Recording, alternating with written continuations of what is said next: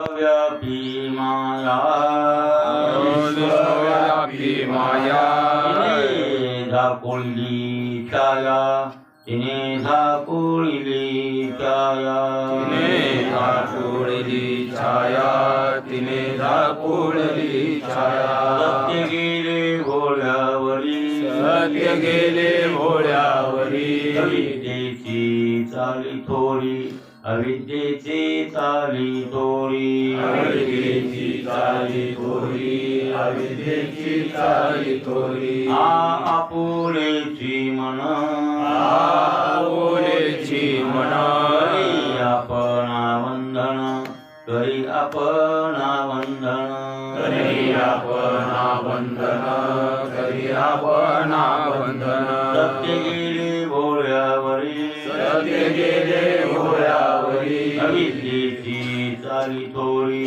अविद्येची चाली थोडी अविद्येची चाली थोरी अविद्येची चाली थोरी तुका म्हणे देवा तुका म्हणे देवा तुम्ही कोळीही उगवा तुम्ही कोळीही उगवा तुम्ही कोडी उगवा तुम्ही कोडी उगवा सत्य गेले भोळ्यावरी सत्य गेले भोळ्यावरी अविद्येची चाली थोडी अविद्येची चाली थोडी अविद्येची चाली थोरी अविद्येची चाली थोरी प्रस्तुत प्राप्त प्रसंगी सेवेसाठी निवडलेला अभंग दररोजच्या पाठातील देवदूत तुकोबाराया गाथ्यातील देवळीकरांच्या प्रतिक्रमाने 328 क्रमांकाचा आपला अभंग झाला आहे आणि अभंगाचं तिसरं चरण नाही का? आपुलेची मन करूया आपण आपलंच मन आपल्याला बंधन करतंय ते कसं करतंय मग ते बंधन शेकड्यांचे जरी असले तर प्रमुख बंधन 5 सांगितले त्यापैकी आपण पहिलं कर्मबंधन दुसरं गुणबंधन तिसरं बंधन आहे देह संघात बंधन कोणतं बंधन देह संघात हे देह संघात पाठीमागे लागला लक्षात आलं तुमच्या पंचप्राण 5 कर्मेंद्रिय 5 ज्ञानेंद्रिय मन आणि बुद्धी किती तत्व झाले 17 आणि 17 तत्वाचं लिंग शरीर किंवा देह लिंग शरीर आणि देह एकच बरं का लिंग शरीर किंवा सूक्ष्म शरीर 2 नाव आहेत शरीर 4 देह किती सूक्ष्म कारण महा देह प्रत्येकाला 4 हो मग स्थूल देह म्हणजे हे मड लक्षात आलं की नाही पंचकृत पंचमहाभूताचा देह आहे हे देह आहे ना कशाचा आहे पंचकृत कळले ना तुम्हाला काल सांगितलं ना पंचकृत कशाला म्हणावं पंचकृत कशाला म्हणावं एकमेकात मिसळले कसे मिसळले अर्धा आपल्या भूताचा अर्ध्या पृथ्वीचा भाग स्वतःच राहिला आणि अर्ध्या भागाचे 4 भाग केले 4 भाग केले तर 4 भूतात टाकले दुसरे असे प्रत्येक भूताचे 4 भाग एकमेकात टाकले आणि ते असा मिसळा केला ईश्वरी क्षण ते तमोगुण प्रधान प्रकृतीने आणि मग हे रचलं मड हे रक्त हात पाय नख केस हे मड तिनं तयार केलं मग कर्मानुसार कोणाला माणसाचं केलं तर कोणाला पक्षाचं केलं कोणाला बैलाचं केलं तर कोणाला कुत्र्याचं पण मड ते आपलं मड ज्या तत्वाचं आहे त्याचं बी त्याच तत्वाचं काही फरक नाही तुम्हाला वाटत देऊ नका की तुमचं काय सोन्याचं आहे त्याचं लोखंडाचं आहे असं नाही बरं एकच धातू वापरलाय का मायाबाईनं आपल्या मड्याला बी आणि इतर जनावरांच्या मड्याला म्हणजे कोणत्याही जीवाच्या मड्याला हेच धातू वापरला त्या वेगळा धातू वापरला नाही तिने सगळं तेच केलंय तिनं पंचकृत पंचमहाभूताचा देह लक्षात आलं आणि अपंचकृत पंचमहाभूताचा लिंग शरीर किंवा अंतःकरण अंतःकरण एकटंच नाहीये हे 5 कर्मेंद्रिय 5 ज्ञानेंद्रिय अधिक पंचप्राणाधिक बरं काय ते अपंचकृत पंचमहाभूताचे आणि तेही कोणते मिलित रजांशापासून आहे कोणते मिलित सत्वांशापासून पंचप्राण रजांशापासून आहेत कळलं ना तुम्हाला काल 5 प्राण कशात झाले पंचमहाभूताच्या मिलित रजांशापासून पंचप्राण झाले आणि मन आणि बुद्धी म्हणजे अंतःकरण पंचमहाभूताच्या पंचकृत पंचमहाभूताच्या आणि मिलित सत्वांशापासून अंतःकरण झाले. लक्षात आलं? आणि मग हे पृथ्वीच्या भूतापासून हे इंद्रिय झाले. 5 ज्ञानेंद्रिय सत्वांशापासून झाले, कर्मेंद्रिय रजवंशापासून झाले. हे असा हे तांडा निर्माण झाला. आणि मग हे आणि त्याला हे मड पहिलं पंचकृत पंचमहाभूताचा देह, त्याच्यात अपंचकृत पंचमहाभूताचा 6 अंतःकरण विसरलं की झालं. मग भावली तयार. ही भावली तयार झाली. भावली मग भावली उडी हाणते, इकडं तिकडे गेलं गावता हाणते. हो मग झाला ना. हे मड एक आणि हे 17 तत्व आणि त्याच्यात अधिष्ठान तर कुठं आहेत. आणि अधिष्ठानाचं प्रतिबिंब म्हणजे आभास याच्यात आला की भावली खेळती. कलर दिला असेल ना कोणता कसा दिलाय ते, कोणला काळा कोणला कसा आपापल्या कर्मानुसार करून मिळाली की नाही. आता हे केसाला ग्रीन टीम मिळालाय, हनुमानरावला भग मिळालाय. आणि आपापल्या कर्मावून नाही की नाही. हा सामूल जाणे कांती निर्मळ त्याला म्हणले पहिल्या जन्मात पान दान केलं मग ते भग कपडा मिळतो. असं आहे ना भाई. आपापल्या दान देण्यावर कशावर आहे, पुण्यावर आहे, ते पापावर आहे. आणि कर्म आहे ना त्याच्या पाठीमागे, त्या कर्मानुसार देह मिळत असतो. ह्या असे देह आणि अशी भावली म्हणजे लक्षात आलं की नाही तुमच्या ह्या अशा प्रकारचं. आणि ह्याच्यात मुख्य कोण आहे? आभास. ती तर केली त्याचं कारण आहे ते हो ज्ञान जरी झाला आपण मुक्तही असतो. त्या काळात ज्ञाता बरं का आपण तर बद्ध आहे पण मुक्तही नाही. याच्या लग्नात मुली मुक्त होते तरी ही नाचत पंढरी जावळी खेळी विठ्ठल रुक्माई का केला असेल तर आपल्यासाठी. आपण कशी गेलो असतो. रंगनाथ गुरुजीने झाडा हाडून दिला नसता. ज्ञानेश्वर महाराज जाऊया, ज्ञानेश्वर महाराजांना गरज होती का? तर त्यांनी सुद्धा हे आणि केलं ना उपासना. का केली उपासना? चित्तशुद्धी तर त्यांची होऊन गेली. चित्तशुद्धी होऊन ज्ञान झालंय. ज्ञानोत्तर भक्त आहेत ते. त्यांना कशाची साधण्याची कोणत्या गरज नाही बरं काय. तरी पण यद्येत आचरते श्रेष्ठ तत्तदेवे तरोजनः सहित प्रमाण कुरुते लोक स्तदन वर्तते. याच्यासाठी हे कळावं लागतं महाराज. नाही करता तर मग लोक कशी सुधरवतील हे ज्ञात्याला कळावं लागतं. पण ती काही ज्ञाते तशी गडबड असतात. मग काय बोलावं अशी गोष्ट. म्हणून आपण काय म्हणू लागलो याच्यातला मुख्य कोण आहे? आभास. पंचप्राण पंचकर्मेंद्रिय काय 5 ज्ञानेंद्रिय असतील, मन बी असेल, बुद्धी असेल, काही असेल कुठं जड आहे. हे सगळं काय आहे? जड आहे. याच्यातलं एकही नाही. याच्यात मुख्य नारायणला कोण आहे? आभास. आणि आभासाच्या पाठीमाग मुख्य बिंब कोणतं? कुठस्थ साक्षी कोण? त्याचे प्रतिबिंब आहे. आणि प्रतिबिंब बिंबरूपच असतं. खरा विचार केला प्रतिबिंब कसं असतं? बिंबरूपच असतं. तुम्ही बघा आरशात आपलं प्रतिबिंब पडतं. बिंगात आपल्या शरीराचं प्रतिबिंब पडतं की नाही. हे मुख्य का हे मुख्य? मुख्य कोणतं? आपलं. आणि आरशात पडलेलं मग तुम्हाला प्रतिबिंब वाटतंय का मीच मला गेलो वाटतंय? मग तुमचा गंध वाकडा झाल्यावर मग त्याच्यातला गंधीत केल्यावर इकडला व्हायला पाहिजे होता. ठीक आहे गंध वाकडा झाला मग आरशात बघताना गंधीत करतो ना असं बोट घालून. तुम्ही करता की नाही गंध लावताना? मग वाकडा झाला इकडून कोरणं तिकडून कोरणं कोणी कोणतं काड्यानं लावणं कंगव्यानं येवाय कंगव्यानं लावायचं काळी नाही गंध लावायचो. हे आता मायापासून आले म्हणून नाही ते बहिरंगी होती. असं आहे साधना करताना हे बहिरंगातून करायचं. हा काळीनं गण लावणं हे त्यांना आडबातपणा. अरे विधी म्हणून गण लावायचा असतो ओपण्यासाठी नाही लावायचा. विधी म्हणून. मग विधी म्हणून लावताना थोडस इकडे तिकडे गेले आपण डबर काढी झाली तर असं करतो. मग करतो मग आरशात बघताना तिकडच करावं नाही त्याच्यात नाही. ते फक्त स्वच्छ उपाधी आहे म्हणून परावर्तित व्हायले. तसं अंतःकरणाची उपाधी स्वच्छ आहे म्हणून परावर्तित व्हायले. वास्तविक प्रतिबिंब म्हणजे आभास त्या कुठस्थाचा आहे. आणि कुठस्थ ब्रह्मरूप आहे. कुठस्थ कोण आहे? ब्रह्मरूप आहे. अशा प्रकारचा साक्षी. आणि तो साक्षी रूपाला राहतो. बाकीचे हे कुठं प्रकृती करते. हे प्रकृती कार्य नाही. हे मनाधिक बुद्धीधिक इंद्रियाधिक पंचप्राणाधिक हे सगळे कुठाने करतात. हे काय पाप पुण्य काय कोणते कर्म जे व्हायले तया देहाकून हे सगळा उतारा करते.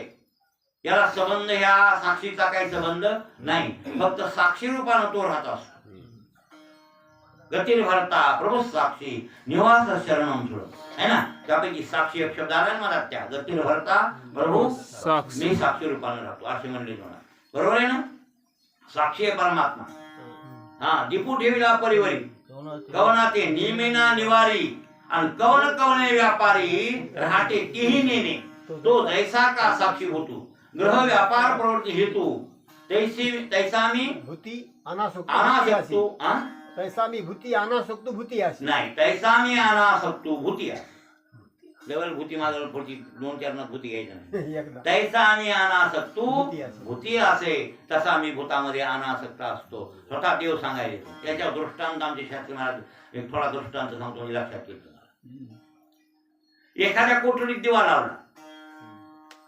एखादी कोठडी म्हणजे मोठी एक शाळा आहे म्हणा. शाळा म्हणजे एक प्रकारची नृत्य शाळा. त्या शाळेमध्ये दिवा लावलेला असतो. जुन्या काळात दिवे, आता लाईट असं करी. लाईट आणि दिवा एकच बरं काय. विजेचा दिवा तरी दिवा आणि तेलाचा दिवा तरी दिवा. प्रकाश येतो ते दिवा लावलेला आहे. आता त्या शाळेमध्ये राजा बसत होते. कधी कधी नृत्य करायला नृत्यांगना येत होत्या. आणि राजे लोकांपाशी ही तमाशे मामाचे पहिले असतात ते. मग राजा बसायचा, पुन्हा प्रधान, पुन्हा त्याचे अनुचर. अनुचर म्हणजे कोण, मंत्रिमंडळ इत्यादी हे कर्मचारी मंडळ हे ते राजापाशी असतं ना, हे बसायचे. मग ती नायिका यायची. नायिका म्हणजे नाचणारी बाई. वाजंत्री लोक यायचे वाजवायला. आणि मग ते व्हायचा तमाशा व्हायचा, गायन व्हायचं. मग ते हे सगळं कर्म व्हायला त्या शाळेत. मग दिवा कसा आहे, साक्षी साक्षी. हे यायच्या आधी बी होता का नव्हता. बरं हे आले तरी आहे की नाही.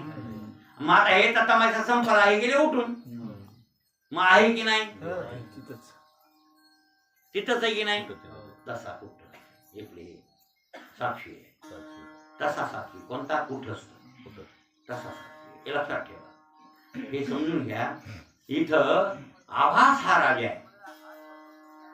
इथला कोण आहे, देहरूपी नृत्यशाळा. ही देहरूपी नृत्यशाळा कोणती, स्थूल देहरूपी. स्थूल देहरूपी काय, नृत्यशाळा. आणि त्या नृत्यशाळेतला राजा पाहणार आहे सगळा तमाशा कोण, आभास. मन प्रधान. लक्षात आलं की नाही.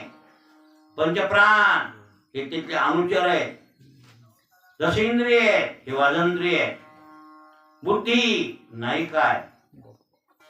बुद्धिरूपी नाची नाचणारी. बरोबर आहे. आणि हे तमाशा चालते. पण साक्षी रूप तो कुठं असतो ते सगळं बघते. ते प्रकाश देते, फोकस देते ना ते. हा. आणि हे त्यात आभास मिसळल्यामुळं जीव दशेत आलं, इकडं राजत्वाला आलं. बरं काय. आणि ते बुद्धीचा तमाशा हे पाहिले कोण, आभास. मग आता ज्या वेळेला हे नृत्य होऊ लागलं त्यावेळेला ते हे कोण. आणि मग त्यावेळेला सुसुप्तीत जातात. हे कुठून जातात म्हणजे सुसुप्तीत म्हणजे झोपीत. मग झोपीत तिथं 10 इंद्रिय आहेत का, कुठे आहे. मन कुठे आहे, बुद्धी कुठे आहे, हा वाजंत्री कुठे आहे. हे पंचप्राण अज्ञानात लीन आहेत. हे पंचप्राण अधिक आहेत. पण हे सगळे कुठं कुठे येतं, त्याचं जे कारण अज्ञान आहे त्याच्यात लीन आहेत. तरी पण तो साक्षी आहे की नाही. झोपीत बी कुठं असतं, साक्षी आहे. बरोबर आहे. तर स्वप्नात गेले तर इंद्रियापासून अंतःकरण तमाशा करतो की नाही. इंद्रियाच्या सहाय्यापासून करतो सगळा. तिथं नाटक त्या स्वप्नात दाखवतं की नाही. तरी पण साक्षी आहे की नाही. म्हणजे जागृतीत बी आहे साक्षी, स्वप्नातही आहे आणि सुसुप्तीतही तो साक्षी गेला तर मग काय खरंय. तो साक्षी असतोच, जात नाही ते. म्हणून स्वप्न अभिमानी आहे ना, म्हणून त्याला म्हणतात तेजस. जागृत अभिमानी आहे त्याला म्हणतात विश्व. आणि सुसुप्ती अभिमानी आहे तो प्राज्ञ. एकाचित नाव आहे. काय काय नाव आहे, विश्व, तेजस आणि प्राज्ञ. या जीवाला म्हणतात. का म्हणतात, स्वप्नाभिमानी आहे कोण झाला तो तेजस. स्वप्नाभिमानाला तेजस. सुसुप्ती अभिमानी आहे कोण प्राज्ञ. आणि जागृत अभिमानी आहे हा तो विश्व. विश्व अशी नावे आले. अशा प्रकारचा हा खेळ आणि हे बंधन त्या आभासाला पडले. म्हणला हा ते तर मोकळाच आहे की बुवा. कोणता कुठंच. आता आभास अज्ञानात आला म्हणून डोक्यात एक भ्रांती घुसली. आणि भ्रांती म्हणजे तिने झाकलेली छाया. ती सावली तिने टाकली आणि म्हणून तिने वेळ केले. वास्तविक आभास सुद्धा कुठंच रूपच आहे. अभंग हे म्हणून तसं बोला. आणि हे झेपायसारखा विषय नाही बुद्धीला. हे विचारसागर मूर्ती प्रभाकर विचार चंद्रोदय आणि पंचदशी या ग्रंथातलं तुम्हाला योग वासिष्ठ या ग्रंथातून बोलायलोय मी. एकाच ग्रंथातून बोलायलो असं नाही. हे तुम्ही म्हणताल की हे विचारसागरात नाही. विचारसागरात त्याच्यात कुठं सगळ्या नसतंय ग्रंथ आहे सगळं. बकळ ग्रंथ छाटल्यावर अभ्यास केल्यावर मग ते मिळतं. लक्षात आलं की नाही. हे सगळे एकाच ग्रंथात असतात थोडेच आहेत ते. म्हणजे त्याच्या प्रक्रिया वेगवेगळ्या पद्धतीने केल्या असतात शास्त्रकारांनी. आणि वेदांत म्हणजे एकच त्याच्याबद्दल वाद नाही आहे. तरी पण ज्याची जशी बुद्धी असेल. आता दादा महाराजांनी विचारसागर केला त्यांची बुद्धी चांगलीच होती. त्या प्रकारे पंचदशी केली. विचारणी स्वामींनी केली. पंचदशी मध्ये आणखीन तत्वज्ञान त्यांनी सांगितलं. आणखीन त्याचा विस्तार केला व्यवस्थित. असं योग वासिष्ठामध्ये वशिष्ठ ऋषींनी रामरूपला सांगितलं ते ज्ञान. तेच ज्ञान परंपरेने व्यासांनी सांगितलं ब्रह्मसूत्रात उपनिषदात इत्यादी. पुन्हा वेदांत शास्त्रामध्ये आमचे शंकराचार्यांनी त्याच्या भाष्य केले किंवा योग तुळामणीचे ग्रंथ रचले शंकराचार्यांनी. आणि ते आपापल्या परीने वेदांत शास्त्र येणं केलं प्रकारेनं जीवाचा उद्धार करण्यासाठी तयार केलं. मोक्ष मिळविण्यासाठी किंवा मिळवून देण्यासाठी. त्याच्याशिवाय मोक्ष मिळत मुक्त होतच नाही. हे ज्ञान ऐकलं आणि हे ज्ञान हृदयात ठसावलं तरच तो माणूस मुक्त होतो. अन्यथा कितीही केले कुरुते गंगा सागर गमनम व्रतपरिपालनम अथवा दानम ज्ञानविहीन सर्वमयेन मुक्तिर्नेती जन्मशेते. गंगा सागरला 100 भऱ्या जाय. गंगा सागरच्या यात्रा केल्या म्हणला. 1 केली 2 केल्या 10 कर नाही 100 कर. कुरुते गंगा सागर गमनम व्रतपरिपालनम अथवा दानम. पुन्हा आपला अभंग तेच यायला ना हरिपाठातला बी काय तीर्थव्रत नेम भावेविन. त्याच्या आपल्याला आणखीन तेच बोलावं लागते. किती व्रत कर. व्रतपरिपालनम अथवा दानम. दानाची साधना केली. ज्ञानविहीन सर्व मनेन. ज्ञानातून सर्व फुकट आहे. मुक्तिर्नेती जन्मशेतेन. 100 जन्म घेतलेस तरी तू मुक्त होणार नाही. म्हणजे मुक्त व्हायला काय लागते ज्ञान. पण ज्ञानाच्या अगोदर भूमिका तयार पाहिजे. बरं कोणती भक्तीची.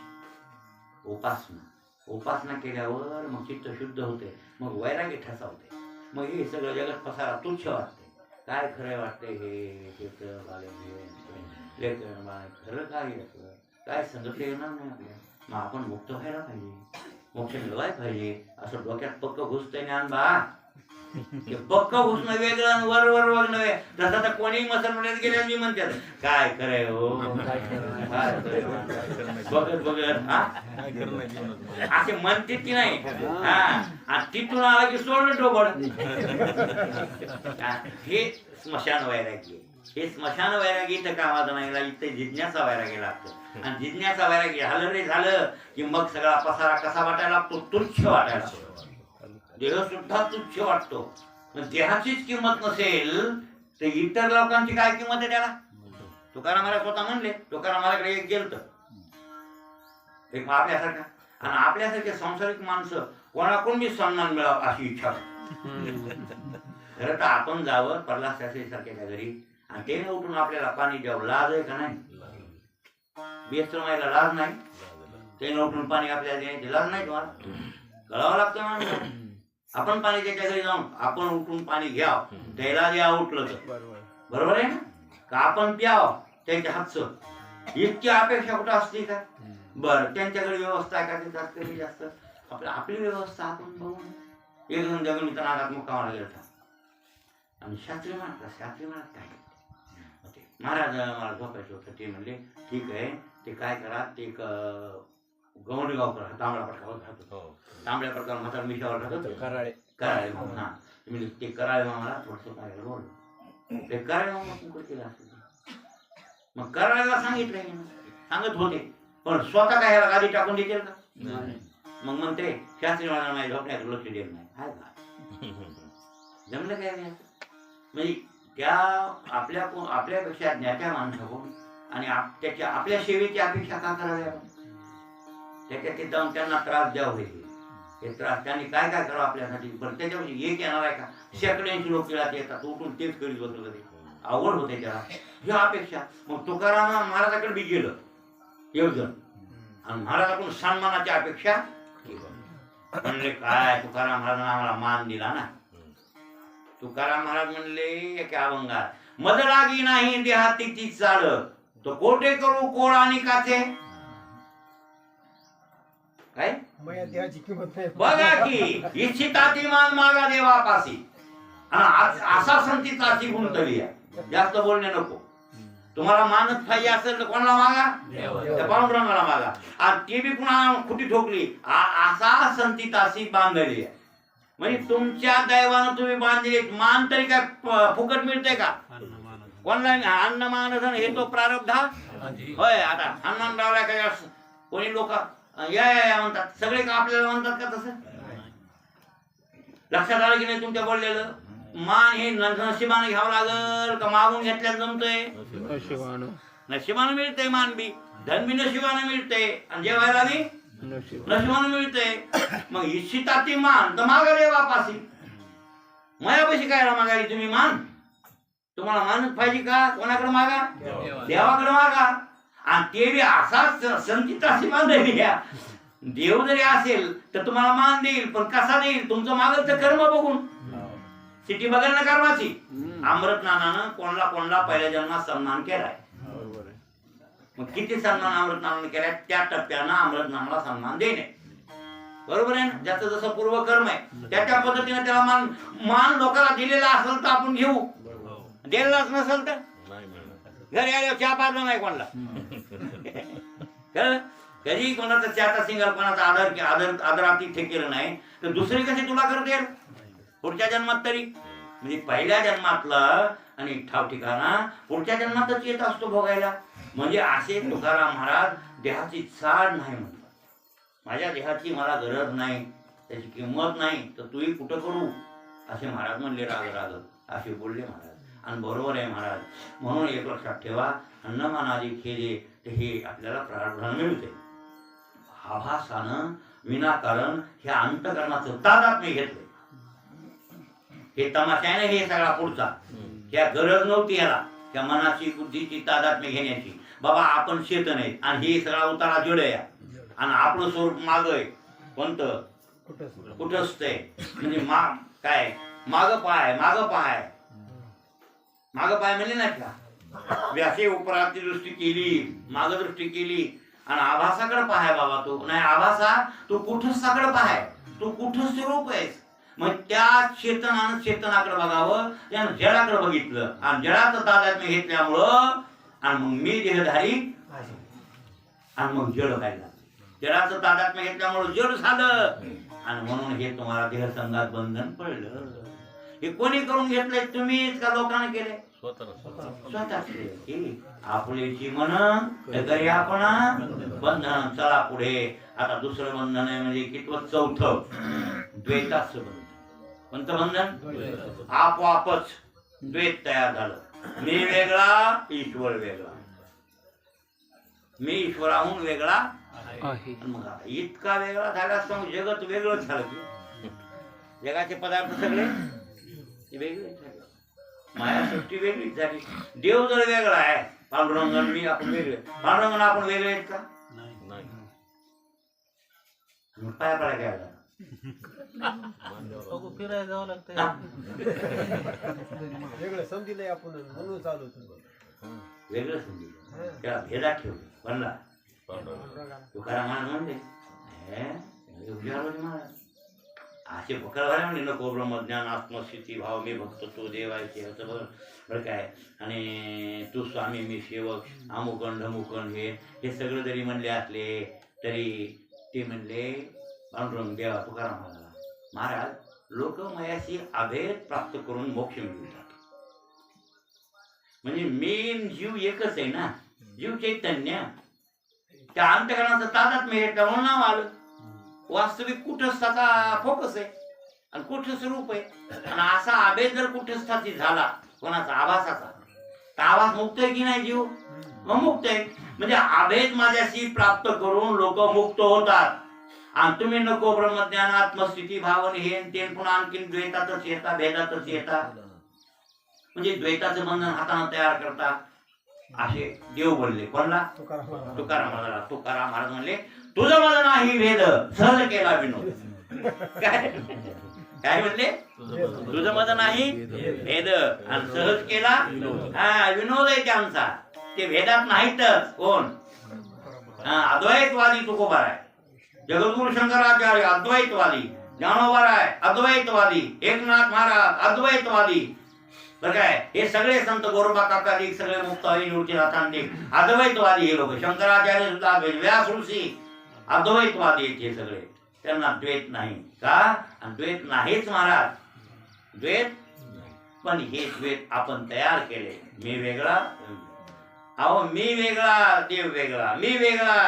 बरं काय, माझी बायको, मग बायको वेगळी, लेकरं वेगळे, सगळा पसारा हे जे कुत्रे मांजरं आपल्याहून वेगळे. पण नाही महाराज, आपण ते एकच आहोत. आपल्यात आणि त्यांच्यात काही फरक. आणि मग माऊली का म्हणले हलगटाला? ज्ञानदेव म्हणे तो हे आत्मा माझा, वेगळं एकच आहे म्हणे. द्वैत कुठं होतं माऊलीच्या डोसक्यात? होतं का द्वैत? परमात्मा जो श्री हरी हा अंतर्यामी चराचरी हो देत पराचा द्वेष करी हो. तेने द्वेषीला निंदात्मा. हा, दुसऱ्याचा द्वेष केला तर आत्म्याचा द्वेष केल्याप्रमाणे.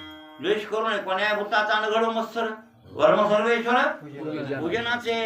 का पराच्या हृदयात अंतरात्मा तोच आहे आणि आपल्यात बी तोच आहे. आणि आपण आणि त्यांच्यात काय ते. म्हणून चांगदेव महाराजाला म्हणले ना ज्ञानोबा आहे, चांगदेवा तुझ्यात माझ्यात भेद कुठे आहे, द्वैत कुठे आहे? तुला मी बोलायलो खरे. तया पुत्र तो वटेश्वराचा मला आधी 35 वया पाहतो ह्याच वर्णन केलं वटेश्वराचं. वटेश्वर असा अमुक टमुक 65 वयापैकी 35 वया निव्वळ वटेश्वराचं वर्णन केलं. त्याच्यात खरकीला वटेश्वर नाव दिलं. त्या परब्रह्माला नाव कोणतं तरी द्यायचं असतं, त्याला नावच नाही ना. म्हणला त्याला नाव कुठे? कोणी विठ्ठल म्हणतात, कोणी राम म्हणतात, कोणी कृष्ण, कोणी पांडुरंग. काय म्हणतात ते म्हणा. हे नाव दिलेले संतांना दिले तर त्याला नाव कुठे? म्हणला पांडुरंगाला नाव नाही. नाव नाही पण ठेवलेली नावे शिवोदी तुटी. ज्याप्रमाणे जन्म उपजलेल्या बाळकाशी नावाची नाही त्यापाशी आणि ठेवलेली नावे शिवोदी तुटी. मग आईच्या पोटातून लेकरू जन्मलं त्याला नाव असते का? मग मायबाप नाव ठेवतात आणि मायबाप नाव ठेवून त्याला हाक मारला बाळ्या म्हणलं की ते हो म्हणते. बरोबर आहे की नाही? मग आपले नाव ठेवलेले त्या नाव आहेत आपल्याला. मग आपल्या मायबापाने ठेवले जसे भक्ताने नाव ठेवलं त्याला आणि त्या नावाने देव देते. म्हणून भक्त बाप येतं आणि देव लेकरू. हा चला बोला. आता इथं काय भक्त कोण आहे? बाप आहे. आणि देव कोणी केला? देव भक्ताने केला. म्हणले तू करा मला आमची भाव आहे तुझं देव. पण ते का विसरून राहिला असे? समर्थाची नाही उपकार स्मरण तिला आठवण वाचवणी. हा चरण वळण सेवकाच्या बळे आणि निर्गुणाच्या मुळे सांभाळावे. तुका म्हणे आता आलो खंडावरील प्रेम देऊन हरी बुजवावे. भांडण चालू होते देवाचं. तुला देवपणाला कोणी आणलं म्हणजे इटेवर उभा केलं आणि हे तेन पांडुरंग नामुक नावर हातन पाय कोण दिले? आम्ही. आमच्या भावानं तू देव आहे. बरोबर आहे की नाही? आणि हे का विसरला असं तुला? हे का विसरून राहिला असे? समर्थाची नाही उपकार स्मरण म्हणजे आमचा उपकार आहे तुझ्यावर. पण त्या उपकाराची जाणच मोठ्या लोकांना नसती. कोण म्हणू लागले? तुकाराम महाराज म्हणू लागले. हा आमच्या भावामुळे देव आहे. मोठ्याला उपकार. आणि खरंच मोठ्या लोकांना उपकार नाही असतंय का? गरीबाला उपकार केला उपकार काय तुमचा उपकार? कशात खेळू कुठं खेळू? बिचार कितीतरी नाव घेते आणि फेडण्याचाही प्रयत्न करते. मोठे नाव तर घेतच नाही. मग तसा हे ब्रह्मांडाचा नायक कोण? तुकाराम महाराज म्हणजे तू मोठा आहेस आणि तुला उपकाराची आठवण नाही. पण चरण वळण सेवकाच्या बळ हिरणं फिरणं साकार दशेला येणं युद्ध करणं हे करणं युटीवर उभं राहणं सेवकाच्या बळे आणि निर्गुणाच्या मुळे सांभाळावे. तो निर्गुणाचं मूळ कारण आहे सांभाळ. आता खंडावर आलो म्हणजे एकेरीवर आलो. आणि प्रेम देऊन हरी बुद्ध व्हावे. आता मला काय दे? प्रेम. प्रेम दे आणि माझी समजूत घा. याचा अर्थ तुकोबरासारख्या महात्म्यांनी देवाला निर्गुण निराकार स्वरूपाला सगुण साकार दशेला आणलं आणि मी बघतो तो देव म्हणले. पण डोक्यात द्वैत नाही. जे कल्पित द्वैत आणि वास्तव अद्वैत. वास्तव अद्वैत असे अद्वैतवादी आहेत. ज्ञानोबरायाची हनुमंतराय सुद्धा तसे ते जास्त बोलणे नको. हनुमंतराय मारुतीला रामाने विचारलं होतं अयोध्येच्या सभेमध्ये. सगळे तत्वज्ञ ऋषी होते, महान पंडित, मोठे काही वेदांती होते, काय द्वैतवादी होते, काय अद्वैतवादी होते, काय आपापल्याप्रमाणे बोलणारे खूप अभ्यासक वेद शास्त्र संपन्न लोक होते, दशग्रंथी इत्यादी. आणि गावातले नागरिक लोकही खूप बसले होते. सभा खंडाट बसलेली आहे. श्रेष्ठ माणसं सभेला बसलेले आहेत. तिथं हनुमंतराय बसलेले आहेत. ते सगळं मग चर्चा निघू लागली आणि आहे तशी चर्चा. तुम्ही बघा, मला वाटतं भावार्थ रामायणाचा 92वा अध्याय युद्धकांडाचा. कितवा? युद्धकांडाचे किती अध्याय? बरोबर आहे. बरोबर आहे का? तू रामायण वाचतोस ना? मागा कोण बस इकडे बसलाय, इकडे बस जा, इकडे बस जाय म्हणजे समोर मला बोलायचं. 92 आहेत का? बालकांडाचे किती येतं? कोणता मला किती येतं? 18. कांड किती येतं? कोणते? बाल, अयोध्या, अरण्य, किष्किंधा, सुंदर, युद्ध, वा. कांड सांगितले. बालकांडाचे आधी किती?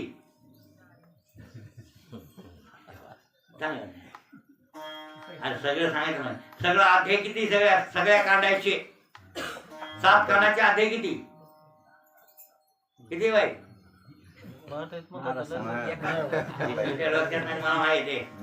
तू कांड सांगतोस का? अध्याय नाही तर त्याला माहित नाही तर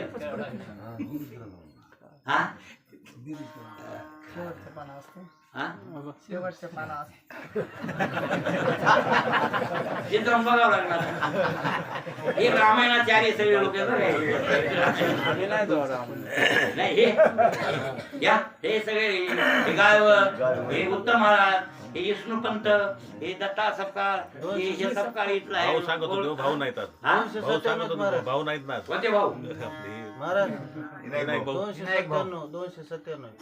सगळे टोटल ते लक्षात ठेवलं. मग सगळ्या काढायची माहिती आहे का? आता तुम्ही इकडं 92वा अध्यायामध्ये तुम्ही बघा वेदांताची चर्चा कशी झाली. एक म्हणते राम सगुण, तुझा म्हणे राम, एक म्हणते राम निर्गुण, तिला म्हणे राम निर्गुण, तुला संपूर्ण कळेना. अशी चर्चा चालू झाली. मग त्याच्यात हे सगळं त्याचं राम प्रभून ऐकून घेतलं सगळं. हनुमंतरायाला एक प्रश्न विचारला राम, मारुती तुझा मला काय संबंध आहे? तुझा मला काय संबंध असं विचार. मारुतीला किती हुशार. देवबुद्ध्या दासोहम, देवबुद्ध्या जीवबुद्ध्या तोला अंशका, आत्मबुद्ध्या त्वमेवाहम इति मे निश्चितामत. इतकं सुपर लोक आहे मारुतीचं. मनोजीवम मारुततुल्य वेगम आणि जितेंद्रियम बुद्धिमताम वरिष्ठम. म्हणजे सगळ्या बुद्धिमंत माणसापेक्षा किंवा जीवापेक्षा श्रेष्ठ बुद्धिमान कोण? हनुमान. ते म्हणले देहबुद्ध्या दासोहम, देहबुद्धीनं मी तुझा सेवक आहे. तू स्वामी, मी सेवक. ही बुद्धी कुठली? या देहाला धरून बोलायलो. तुझ्या देहाला धरून, माझ्या देहाला धरून बोलायलो. हो, देहबुद्ध्या दासोहम जीवबुद्ध्या तुझा अंश. जीवबुद्धीनं तुझा अंश आहे. तो अंशी कुठस्थ, मी आभास. तू कुठस्थ, मी आभास. जीवबुद्धी धरली तर नाही, ही गौण आहे. हे दोन्ही बुद्ध्या तुच्छ आहे. आत्मबुद्ध्या त्वमेवाहम, म्हणजे आत्मबुद्धीनं तू आणि मी एक आहे. इति मे निश्चितामत, ही माझी निश्चयात्मक मत आहे. म्हणजे खरं मत आहे की रामात माझ्यात भेद म्हणजे आम्ही दोघं अद्वैत. द्वैत आमच्या डोसक्यातच नाही. म्हणजे असे अद्वैतवादी मारुती सुद्धा आहे. आणि मग असा अद्वैतवादात असणं मोक्ष मिळते, तो मुक्त आहे. अद्वैतवाद ज्याच्या डोक्यात चिंतनात किंवा डोक्यात आणि ओतप्रोत घुसला, उतरला, अनुभवास आला, तर तो जीव काय झाला? मुक्त झाला. जीव जसेच राहिला नाही, तो स्वरूप झाला. पण आपण मात्र द्वैतवादात आहोत. बरोबर आहे ना? कशात आहेत आपण? आणि द्वैतात आहोत म्हणून द्वैताचं बंधन आहे आपल्याला पडलेलं आहे. म्हणजे आपले बंधन किती व्हायले? तर चौथं बंधन चालू आहे, द्वैताचं बंधन. आणि म्हणून हरिपाठात आहे म्हणे ना, द्वैताचे बंधन न बाधित तया. एक चरण आहे हो, याचा पूर्वार्थ काय? पहिल्यापासून हरिपाठ सुरू करायला तिथं बी हरिमुखी म्हणल्यावर दिवा लागेल, हे हुटकत आहे. आणि दोन ठिकाणी ते बऱ्याच लोकांचं मुरडण माघारी येते. तीर्थवर्त नेम भावे विन सिद्धी आणि वायाची उपाधी करी शिजना. एक आहे तीर्थवर्त नेम भावे विन सिद्धी, वायाची उपाधी दंभ धर्म. इथं बघा घोटाळा झाल्याशिवाय इथून बऱ्याच लोकांत हरिपाठ मुरडा मुरडी पुन्हा रिवर्स येते जाते उंकडबी. असं होते. त्याच्यासाठी पक्का असलं पाहिजे गायवर. बरोबर आहे की नाही? हा, हे ध्यान असलं पाहिजे माणसाचं आणि चिंतन करायला पाहिजे. म्हणून लक्षात ठेवा, द्वैताचे बंधन न बाधित तया. त्या माणसाला द्वैताचं बंधन बाधित नाही, बाधा करीत नाही. आणि द्वैताचं बंधन तयार झालं काय? एकतत्व नाम साधती साधन. हा, द्वैताचे बंधन एकतत्व नाम साधते साधन. हा. द्वैताचे बंधन मोठ्या माणसा जरा घेऊ नका. घेत नाही. संतांचे संगतीमध्ये संतांचे संगती मनोमार्ग गती अकळावा श्रीपती येणे पंथी रामकृष्ण वाचा भावा हा जीवाचा आत्मा जो शिवाचा राम जप एक तत्व नाम साधती साधन द्वैताचे बंधन न बाधित तया. नामामृत गोडी वैष्णवा साधली योग्या साधली जीवन काळा. सत्वर उच्चार प्रल्हादी विमला उद्धवा साधला कृष्णदासा. ज्ञानदेव म्हणे नाम हे सुलभ आणि सर्वत्र दुर्लभ. बरोबर ते अभंग झालाय आपला पाठात. एकादशीला अभंग मागे झालाय ना. द्वैताचे बंधन बाधित तया. द्वैताचं बंधन त्याला बाधा करीतच नाही. आणि द्वैताचं बंधन चौथं बंधन आहे बरं. आणि हे बंधन पडलं रे पडलं, पुढचं बंधन तर लागलंच, चिटकलंच. मग कोणतं? संसार बंधन सर्वात मेन बंधन आहे, शेवटचं. सुरुवातीचं कोणतं? कर्मबंधन. आणि शेवटचं पाचवं संसार बंधन. बघा हे मधले हे तर आहेतच की, पण हे दोन टोकच आहेत बाबा. कर्म आणि संसार याचा अनन्य संबंध आहे. कर्म संपलं की संसार संपलाच नाही. आणि कर्म संपत नाही तोपर्यंत संसार संपत नाही. म्हणून द्वैताचं बंधन आहे. आणि तुम्ही अद्वैतात राहा. तरी तुम्ही वरून भक्ती केली देवाची, भक्ती करा, पण कल्पित भेद बाळगून करा. कशी बाळगून करा? कल्पित भेद.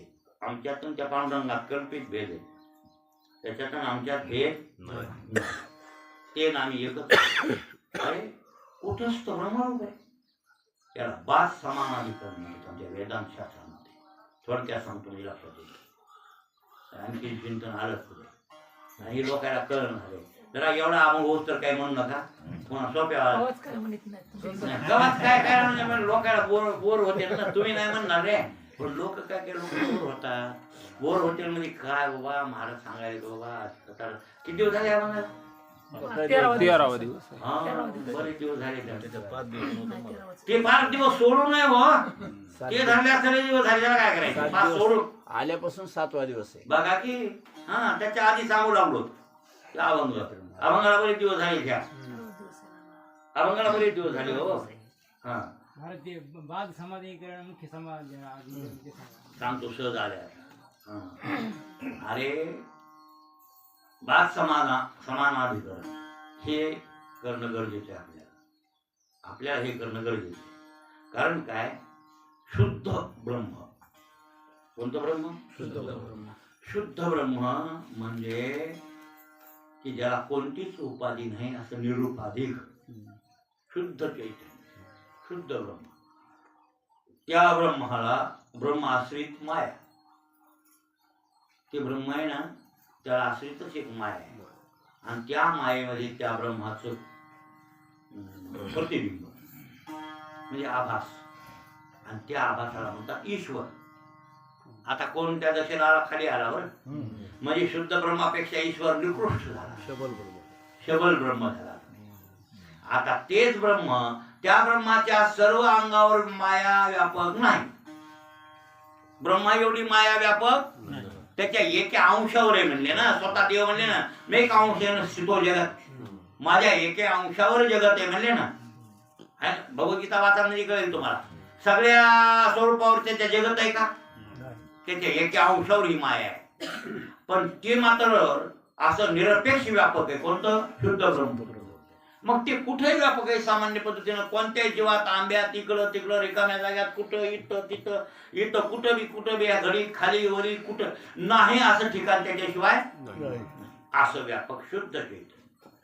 पण त्याला ज्या भागाला ह्या अंतकरणाची उपाधी चिटकली, वेष्टी अंतकरण जीवाचं, वेष्टी म्हणजे तुमचं वेगळं, माझं वेगळं, त्या गाईचं वेगळं, त्या जिथं जिथं अंतकरणाची उपाधी लागली असेल त्याला नाव आलं कुठस्थ. काय नाव आलं? कुठस्थ. वास्तविक त्याचं नाव खरंच शुद्ध चैतन्य, ब्रह्म चैतन्य. पण याला कुठस्थ नाव येण्याला कारण आहे प्रत्येकाच्या वेष्टी अंतकरणाची उपाधी चिटकली, आणि त्या उपाधीमुळे ते उपहित बनलं. लक्षात आलं? त्या उपाधीमुळे काय बनलं? ते उपहित बनलं. उपाधी उपहिताहून वेगळी असते, आणि उपाधी उपहिताहून वेगळं करून त्याचं ज्ञान करून देते, त्याला म्हणतात उपाधी. वेगळी राहून ज्ञान करून देते ती उपाधी, आणि त्याच्यात राहून त्याचं ज्ञान करून देते ते विशिष्ट. ते उपहित झालं. कोण? ते ब्रह्म. हा, असं ते. आता ते कुठस्थ नाव कशामुळे आले? या उपाधीमुळं. जिथं उपाधी नाही, आता इथं उपाधी नाही, इथं ब्रह्म आहे की नाही? हे ब्रह्म चैतन्य इथं. आणि आपल्या अंतकरणाची उपाधी लागल्यामुळे काय झालं? कुठस्थ. अंतकरणाच्या उपाधीमुळे नाव आलं कुठस्थ. वास्तविक ते नाही ते. आणि कुठस्थ नाव येण्याचं कारण काय? मिथ्या बुद्धी त्या ठिकाणी असंग रूपानं राहतो म्हणून कुठस्थ. कुठ नाम मिथ्या, आणि स्थ नाम राहणे. कुटस्थ. कुठ म्हणजे मिथ्या, आणि स्थ नाम राहणारा. कुठ नाम बरं काय? मिथ्या बुद्धी त्या ठिकाणी असंग रूपानं राहतो म्हणून कुटस्थ. किंवा लोखंडाच्या आयरणीवर लोहार म्हणा, नाही सोनार म्हणा, सोनार नाना प्रकारचे दागिने घडवितो, किंवा लोखंडाच्या आयरणीवर लोहार नाना प्रकारचे फासा येतनं काही काही येड्या पिढ्या करतो. पण आयरन आबादी तशीच राहते की नाही? तसा हा आयरणी सारखा तसाच राहतो. कोण? कुठस्थ. त्याच्यावर हे दुसरं काही तयार होईल. मग ह्या कुठस्थाचा अंतकरण उपाधीत काय पडलं? आभास, एक किरण, फोकस. बरोबर आहे? मग आता ऐका, मग ह्या फोकसानं मागं फिरून पाहिल्यावर आपण कुठून आलो? कुठस्थातून. आणि आपण कुठ स्वरूप आहोत. बरोबर आहे? आणि कुठस्थ ब्रह्म चैतन्यच आहे. याचा अर्थ म्हणजे आभासाचं कुठस्थात विलीन होणं याला बाद समानाधिकरण म्हणतात, आणि कुठस्थाचं ब्रह्माशी ऐक्य होणं हे मुख्य समानाधिकरण झालं. ते पहिलंच ते रूप आहे ना, त्याच्यातलं ते पहिलं. त्याला वेगळं कुठं झालंय? ते फक्त उपाधीला चिटकलं म्हणजे उपाधीकडे आलं म्हणून नाव पडलं कुठस्थ. वास्तविक कुठस्थ ब्रह्मरूपच आहे ना. मग हे मुख्य समानाधिकरण, अंतकरण उपहित चैतन्य. हा, अंतकरण उपहित चैतन्य. आणि जे आभास आहे अंतकरण विशिष्ट चैतन्य. अंतकरण विशिष्ट चैतन्य जे आभास आहे त्याला मात्र अंतकरणाची उपाधी टाकून द्यायची. कोणती उपाधी टाकायची? अंतकरणाची त्यांना उपाधी टाकायची, आणि आपल्या स्वरूपाकडे मागे वळायचं की झालं ते ब्रह्मरूपच झालं, मुक्तच झालं. याला म्हणतात कोणतं? बाद समानाधिकरण. म्हणजे बाद समानाधिकरण आभासाचं आणि मुख्य समानाधिकरण कुठस्थ. याला दृष्टांत विचार सांगण्यात एक आहे ना. कोणता? आपल्या कुटुंबात जन्मलेले पोरं सोरं हे ते सगळे आपल्या कुटुंबाशी आता पहिलेच ऐक्य की नाही तुम्ही? आता तुमच्या बापाचं साहेबरावचं कुळ, तुमचे भाऊ, तुमचे पोरं बहिणी हे तुमच्या कुटुंबात तुम्ही पहिलेच ऐक्य का नाही? तुम्ही एक रूपच आहे. आता तुमची बायको तालखेडची, बरोबर आहे? त्या तालखेडच्या बायकोनं तुमच्या तिच्या बापाच्या माईच्या कुळाचा त्याग करून तुमच्या कुटुंबात विलीन झाले. हे झालं बाद समानाधिकरण. आणि तुमचं तुमच्या कुटुंबात मिसळणं मुख्य समानाधिकरण. म्हणजे तुम्ही पहिलेच कुटुंब रूप आहेत ना, म्हणजे कुटुंबाशी तुम्ही पहिलेच ऐकेत, ठीक आहे, पहिलेच कुटुंबाशी ऐकेत. पण बायको त्याच्यात आली, त्याच्यात तिकडचं कुळ सोडून देऊन ह्याच्यात मिसळली. हे काय झालं आता? बाद समानाधिकरण. असा विचार सांगण्याच विषय नाही. दृष्टांत विचार सांगला तर तुम्हाला सांगितला मी, दुसरीकडे नाही सांगितला. बरं लक्षात आलं आता? अहो तुम्ही बायको दुसऱ्या कुळात टाकून तुझ्या दोघजण कुळात आली, तिचं काय झालं? बाद समानाधिकरण. आणि तू तुझ्याच कुळातला आहेस, त्याच्यातच मिसळला असतो, तर समानाधिकरण झालं. तो लक्षात आलं? तसं कुटस्थ पहिलंच ब्रह्मरूप आहे, ब्रह्मरूप आहे ते. बरं काय, फक्त उपाधीनं नाव आलंय त्याला कुटस्थ. या उपाधीशी जितका उपाधीचा जितका भाग आहे तितक्याला नाव कुटस्थ आहे. नाही एरवीचं नाव कुटस्थ कुठे आहे? मग त्या उपाधियुक्त असल्यामुळं कुटस्थ नाव आहे. वास्तविक कुटस्थ ब्रह्मरूप पहिलंच आहे. म्हणजे ते मुख्य समानाधिकरण. आणि आभासानं त्या देहाचं तादात्म्य सोडलं, पण या लिंग शरीराचं लिंग देहाचं तादात्म्य सोडलं आणि आपल्या कुटस्थात विलीन झाला की कुटस्थ पहिलंच ब्रह्मरूप आहे. म्हणजे याचं बाद समानाधिकरण आणि ह्याचं मुख्य समानाधिकरण. लक्षात आलं? मग तसं तुम्ही बाद समानाधिकरण करून घ्या आणि मुक्त व्हा. म्हणजे तुम्हाला देह संघाताचं बंधन तुटलं. कोणतं तुटलं? मग अद्वैतातच गेले. मग द्वैताचंही राहत नाही. आणि द्वैताचं उडालं की जन्म मरणाचं बंधन संपलं. तुम्हाला बंधनच कोणतं नाही. पण तुम्ही हाताने बंधन करून घेतले म्हणून आपल्याची मन करी आपणा बंधन. मला वाटते टाइम झाला. उद्या विचार करू. आता राहिले कोणतं बंधन? याच्यात काय आणखीन संशय आहेत का सांगा. याच्यात कोणाचे काही संशय असतील तर आणखीन सांगतो. कोणाकडे संशय असेल तर उपस्थित करा, सांगतो. आता हे कसं आहे बघा.